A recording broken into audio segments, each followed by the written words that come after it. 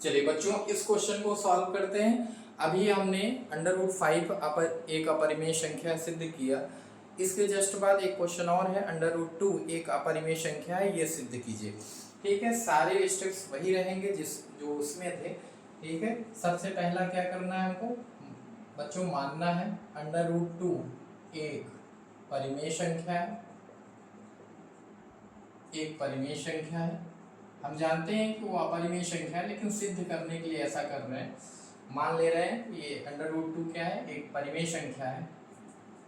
और अगर परिमेय संख्या है तो उसको हम a/b के फॉर्म में लिख सकते हैं, जहां ये भी आपको बताना पड़ेगा कि a व b क्या है, सह-अभाज्य पूर्णांक है, सह-अभाज्य पूर्णांक,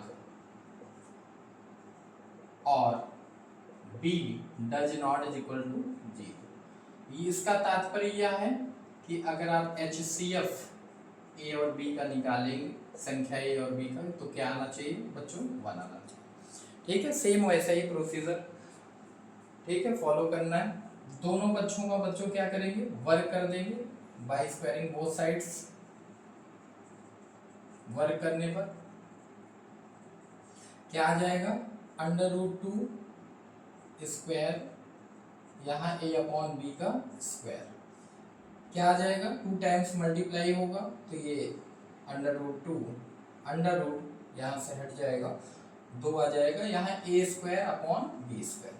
बच्चों इसका अगर इधर मल्टीप्लाई कर देते हैं तो क्या हो जाएगा, 2b² is equals to a², और b² अगर हम 2 को डिवाइड में ले जाएं तो क्या हो जाएगा, a²/2। बच्चों यहाँ से स्पष्ट हो रहा है कि a² में अगर 2 से हम डिवाइड कर दें तो b² आएगा। इट मीन्स कि a² 2 से क्या है, विभाजित है। तो यहाँ लिखना है आपको a² 2 से विभाजित है, 2 से विभाजित है, तब a भी 2 से विभाजित, 2 से विभाजित। बच्चों a² अगर 2 से विभाजित हो रहा है, ठीक है, कैंसिल हो रहा है, तो इसका मतलब ये है कि मान लेते हैं कि 2 का स्क्वायर अगर 2 से विभाजित है तो इट मीन्स जिस संख्या का स्क्वायर कर रहे हैं वो भी 2 से विभाजित होगा। मीन्स 2 से क्या होगा, विभाजित होकर क्या आ जाएगा 1। या और कोई संख्या ले लेते हैं, अगर 6 का स्क्वायर जो भी आ रहा है वो 2 से विभाजित हो जा रहा है, तो 6 भी क्या होगा, 2 से विभाजित। बच्चों ये स्पष्ट हो गया ना।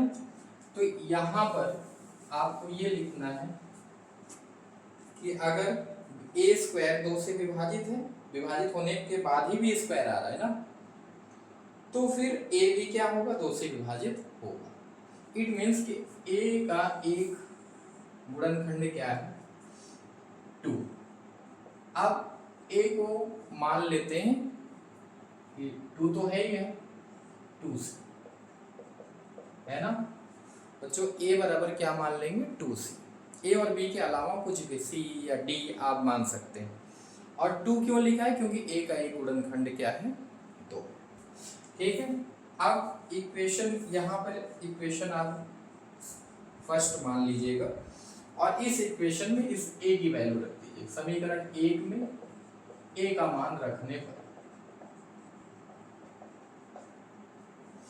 क्या हो जाएगा, 2b² और a की जगह 2c रख देंगे तो क्या हो जाएगा, 2b² 4c², 2c ये 4 कैंसिल हो गया, और c² अगर निकालना है तो 2 को डिवाइड में करिए, c² इक्वल्स टू क्या हो जाएगा, b²/2। यहाँ से स्पष्ट है कि b² में जब 2 से डिवाइड कर रहे हैं तो क्या आ रहा है, c²। इट मीन्स b² 2 से विभाजित है, तब b भी 2 से विभाजित होगा। अब यहीं से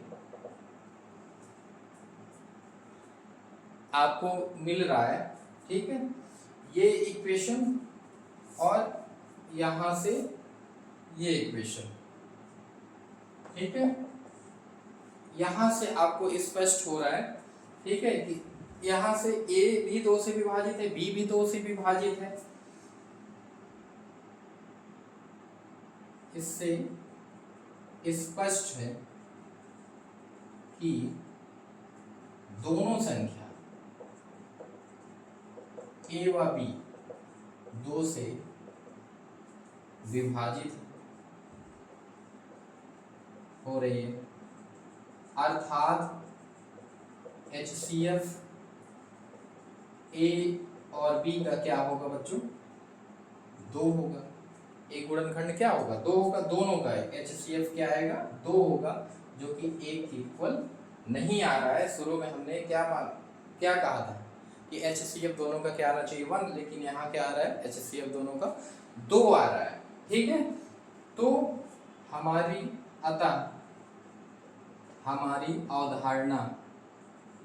अवधारणा बच्चों ये लिखना पड़ेगा आपको, गलत थी, हमने माना ही गलत था कि √2 एक परिमेय संख्या है। यहां से सिद्ध होता है कि √2 एक अपरिमेय संख्या